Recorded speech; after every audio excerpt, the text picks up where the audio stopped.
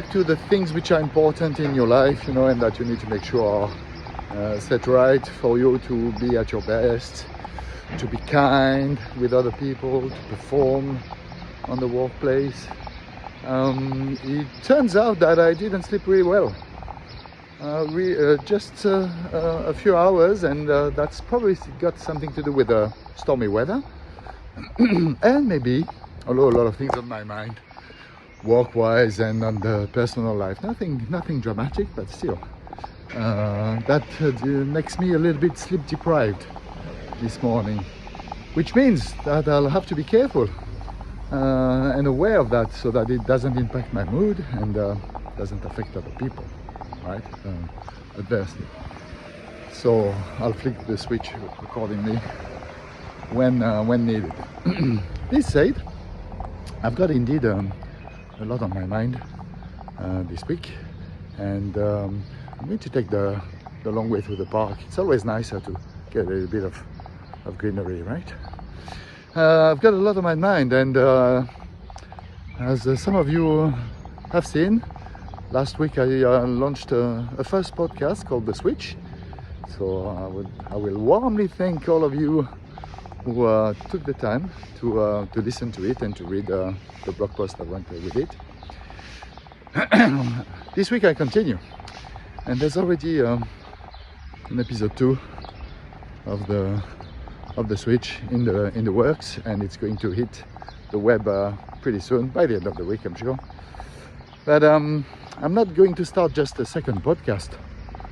No, not just a second. Not just a third podcast. When I say podcast, I'm talking about an entire channel, an entire conversation, right? No, I'm planning to start not less than 5. What are you talking about, Lucas? Well, yeah, 5 podcasts, and there's a good reason to that. And the reason is that there are indeed several conversations to have. You have to pause. It's noisy. Gentle people cleaning Geneva, keeping it tidy. There you go. So yes, not less than 5 conversations, because I think they are all important. So I'll reposition the Switch again. So the Switch is really about personal mental well-being and how to increase self-awareness, personal wisdom, the inner wisdom we all have and want to cultivate, and how to make sure that we create a better life for us and around us, including at work and at home and wherever you are and whoever you're interacting with. So that's the Switch, right? And it's going to be really a personal one on just self-discipline, exercises, awareness, wisdom, all that. I'm already planning a second podcast. The second one is about, of course, a very interesting and current topic that is impacting all of us worldwide and across all industries, all social layers of society. And it's known as being the rise of artificial intelligence, right? I'm passionate about the topic because it's just another field, another area of digital computer sciences, and I believe that this is just a continuation of a revolution that started for this one with Alan Turing, probably in the 1940s. I'll have a special episode on that to remind everyone the foundations, right? The coming to age of computer sciences. It really started with Alan Turing, and I've got a lot of respect for this person, a lot of consideration. And today is just a continuation of that. Artificial intelligence, or so-called artificial intelligence, is there as a new stage and a new step in the way mankind is growing and enhancing its intelligence individually and collectively, right? So The second podcast I'm going to launch is going to be all about that. Dear friends, having a bath. That's cute. Hello, boys and girls. I like to see the wildlife in town. Always nice. So the second podcast is going to be called The Aim. A-I-M. The Aim.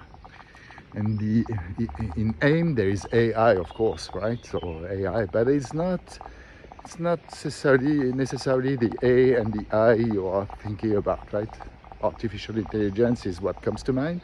But I think there's much more to it, and I'm not going to steal my own thunder here. I'll keep the time to reveal what's the aim. But essentially, we're going to monitor. The aim in AIM is for monitor the evolution of this new field of technology, digital technologies and computer sciences, and how, most importantly, it's going to impact, it is impacting our lives, and how we can take advantage of it. Because that's the most important.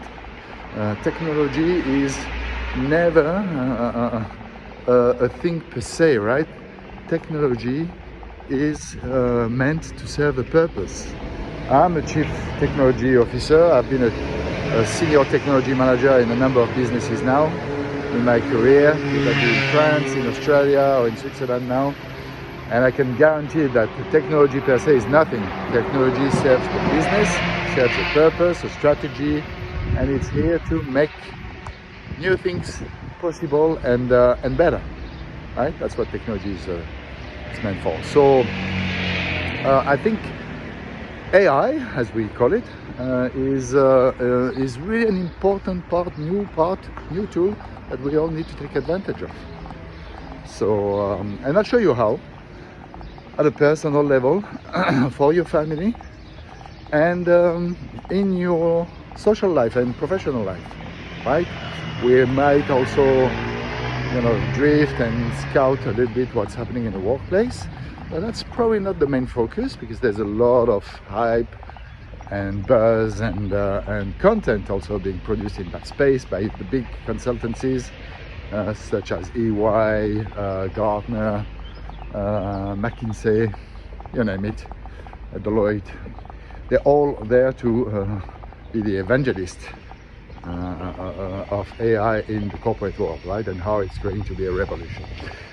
It's scary for a lot of people, of course, and we know that scare comes from ignorance and fear, ignorance, scare. Yeah. But ignorance is one of the primary drivers of scare and fear, and we have to address that, right, through education and through evangelization. So that's for this second podcast, which will be, as I said, titled The Aim, for the AI monitor, and we'll look into further details about what A and I should stand for. Now I'm already thinking about a third, a fourth and a fifth podcast, nothing less. I don't have any content yet, but as for the third, I'm thinking about something which is more directed to the enterprise and the corporate world. As you know, I'm a professional. I'm an executive at the moment, delivering in a prominent consultancy in Switzerland and delivering in financial services. So I know what's happening in the corporate world, and I've got some aspirations to, as part of my job, not only to be a technologist, but also to be an influencer, a leader, a manager when I have to. Of course, when I'm given some responsibilities, I take them. And there's a lot of ideas I have in that space. And the topics that I'm particularly passionate about in this context would be leadership, as in ethical leadership. That's something that I've extensively reflected upon when I was a manager of large teams previously in Australia in particular. Ethical leadership is close to my heart, because I think it's a huge driver of running a sustainable business and a high-performing business, right? So that will be the other components that we will cover in this third podcast, which will be corporate sustainability, and not just towards social and environmental responsibility, right, as usually we understand it, but also sustainable per se, being a resilient business and thriving, right, to grow in a scalable and durable manner. High performance, of course, is also a topic which is essential, because when you're in business, it's to perform, right? It's to make the best use of the resource to deliver the utmost quality of service or product, right? So it's key. So yeah, so we'll talk about that, and generally speaking, mental health and well-being in the workplace, more from a collective team perspective and organizational perspective. We'll talk about culture, right, which of course is the outcome of people being and working, collaborating together around a set of values and objectives and a strategy ultimately. So this third podcast, I'm calling it Drive and Thrive. Right, so drive, because drive is of course essential to be in business, and it comes down to motivation and to purpose, and it comes down to having a strategy, right? So and to drive effectively, to steer the wheel of a ship or drive a car at a reasonable and safe speed, all these ideas. And then of course to thrive. And thrive is a rich word in English, I find. It means a little bit more than just growing or succeeding. There's a more whole element into that. So Drive and Thrive is going to be this third podcast. Watch this space, more dedicated to corporate and corporate coaching and leadership. Okay. So that's 3. So the number 4, which is probably a little bit further on the horizon, is something that I'm thinking about titling Sustain. And Sustain is going to be back to the more personal world of each of us and the way we are leading our lives, right? So it's going to be with the switch.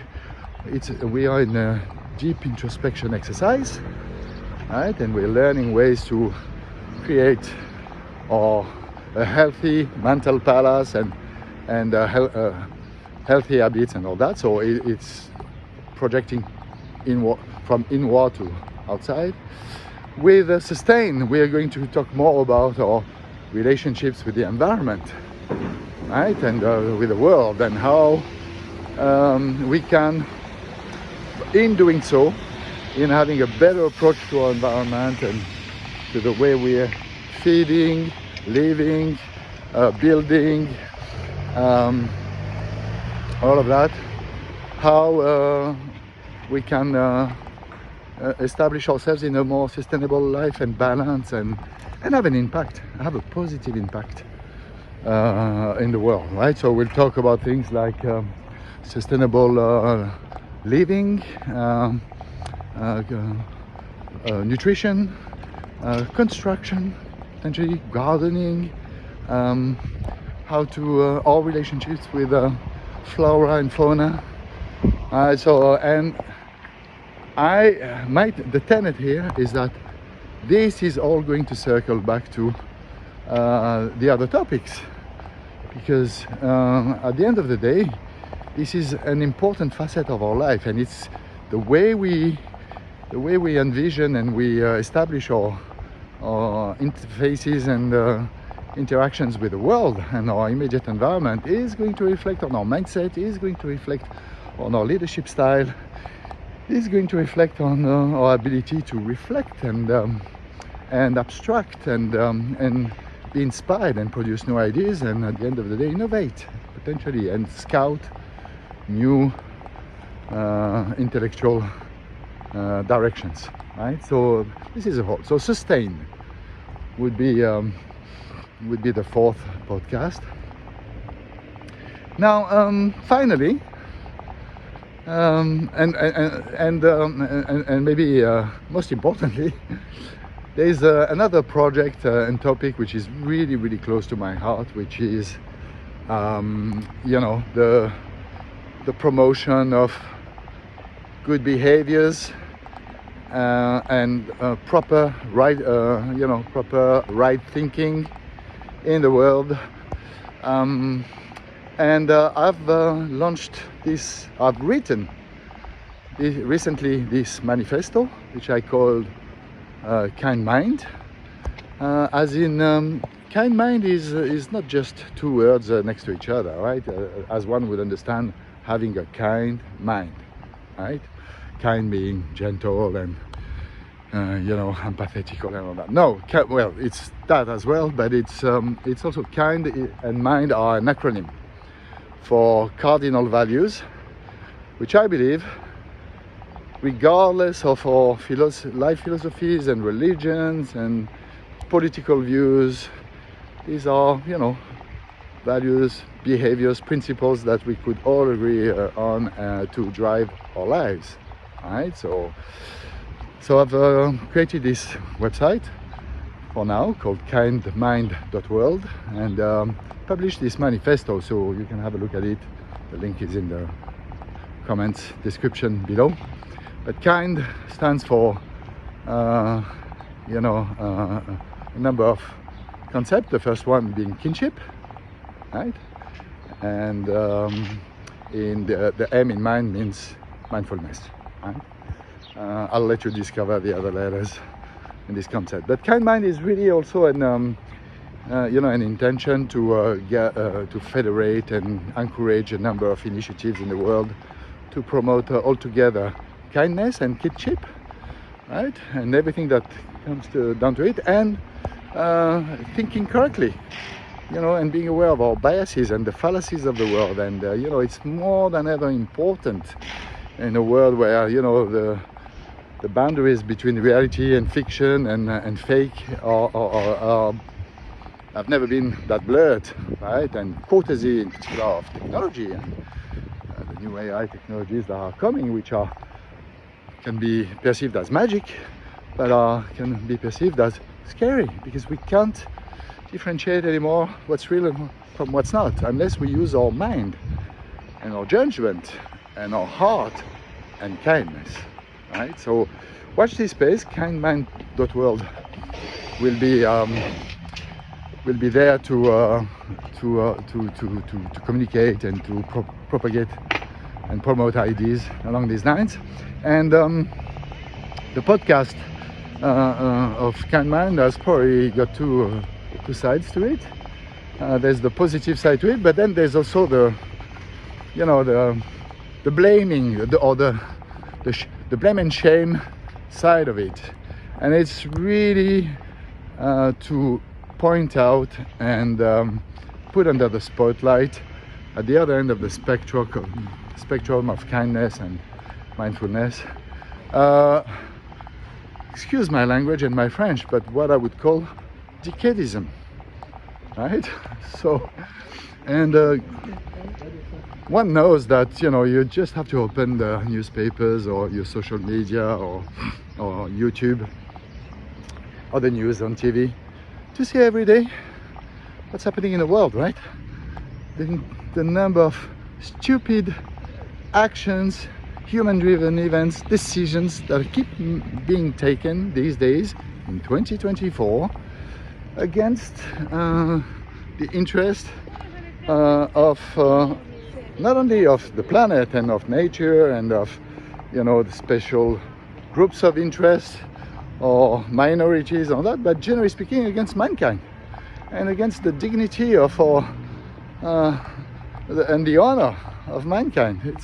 It's appalling. The other day I was watching horrified these whaling ships in the not in China, not in Japan, right, but in the Baltic Sea, where these ships were circling whales, and it was a killing. They killed a dozen whales, and the sea, the ocean was red from the blood of the whales. And you're thinking, we're in 2024, how is it possible to still see that, accept that, keep endorsing that through our consumption habits and our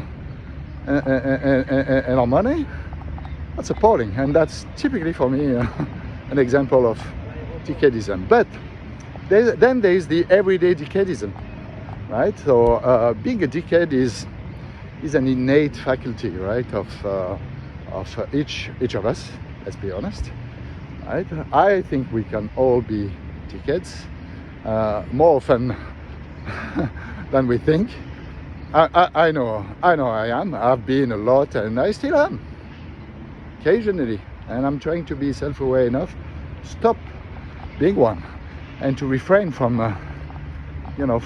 being one. But it's hard, right? It's hard because it's kind of wired in our primal brain, right? Let's remind ourselves that we are part of the animal kingdom, right? And then we extracted ourselves from the bunch out of the struggle of life and by sheer survival, and of course using our brain in particular and our intelligence to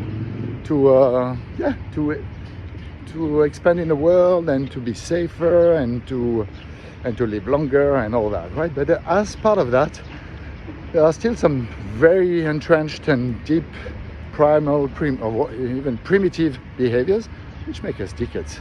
And you name it, right? So we are egoistic people, we are liars, we are cruel, we like to take advantage of each other if we can, where we can. We can be thieves, we can do a lot of incredible bad things, right? And we can have this sort of dismissive and disrespectful behavior towards each other, towards the world, and sometimes towards ourselves, right? So so kind mind is the idea that there are principles that can help us being different, and decadism is going to be a podcast about blaming and shaming these behaviors that we want to eradicate, that we want to discourage, that we hope will disappear one day, right? And we'll look back or look in the mirror and say every morning, okay, come on, you can do it. Don't be a dickhead today, right? Towards this person, towards this animal, towards this group of people, through your judgment, your writings, your actions. Think, use your brain and use your heart to evaluate the way you are judging things and people, and where your cardinal values are, right? Values are. Okay. I'll stop my rambling here because that's going to be a very long topic and a fun one, I hope, because with decadism and kind world, we want also to have a good laugh and feel each other's hearts and brains with hope. With hopes that things can change. Okay. Where's my mate? Ah, here he is. Hello, little buddy.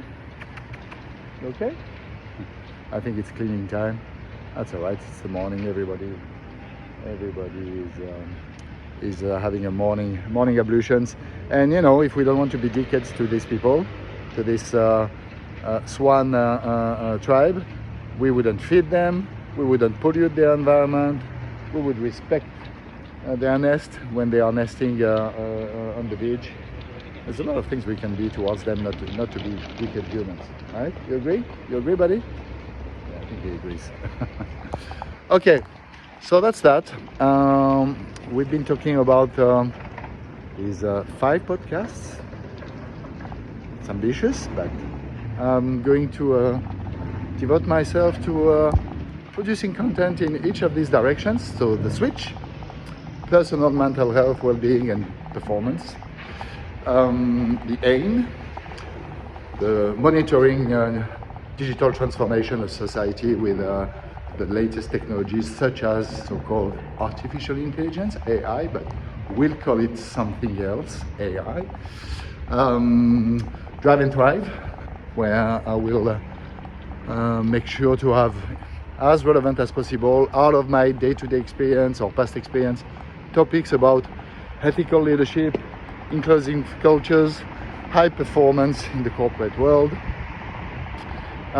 sustain, where we're going to talk about the vital need we all have to have better habits and behaviors towards our environment and towards ourselves, right? Not only to live longer, but to live happier and healthier.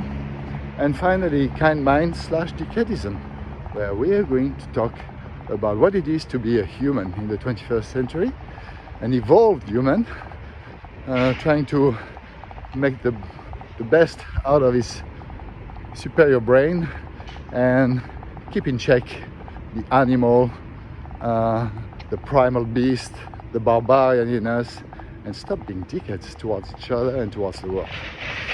Sadly, we received, my partner and I received news, very sad news, of someone passing in the Greek islands. So my partner is quite distressed by that, because although this is a person we didn't know personally, it's someone we've been following over the past few years, in particular when we were living in Australia, and his name is Dr.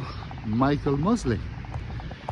And he's been an incredible not only doctor, but writer, author, but also a TV person, democratizing and vulgarizing difficult topics around diet and sleep, with fun programs, short series on Australian TV and on the BBC, just to increase awareness, right, about health issues such as diabetes and such as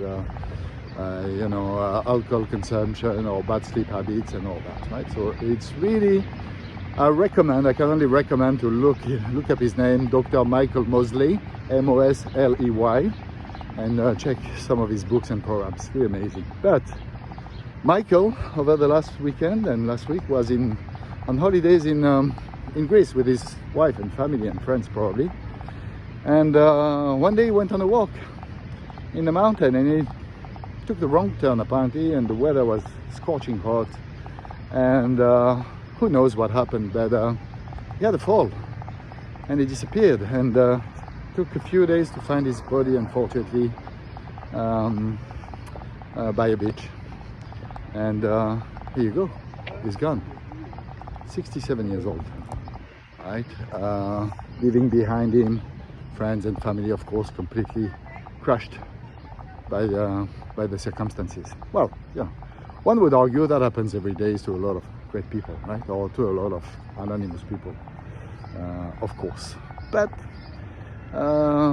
we followed this person, and that makes it, a special event anyways, and that makes you think about the importance of seizing the day and doing things in a timely manner.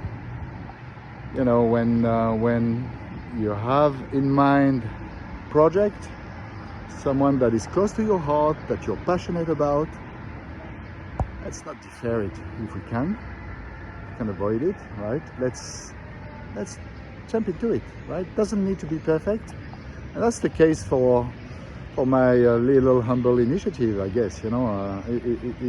If I was to wait for the perfect circumstances to start a podcast and to record these videos, you see, I'm doing that walking to work, right, on my free time.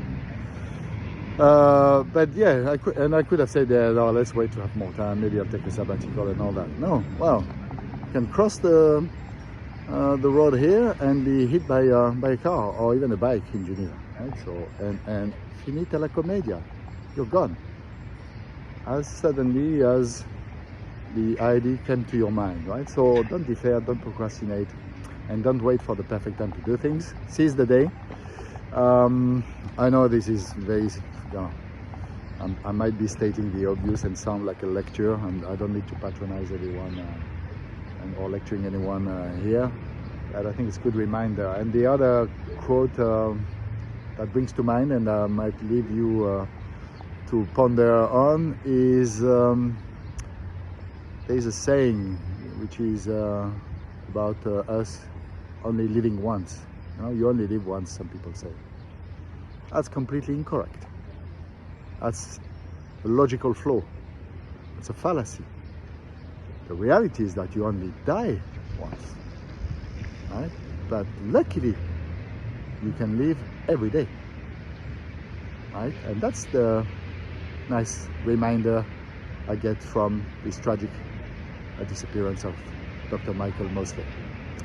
All right, that's all I wanted to share. It doesn't have to be sad. I hope you'll find some inspiration in it. Be good, be well, be you. Have a good day.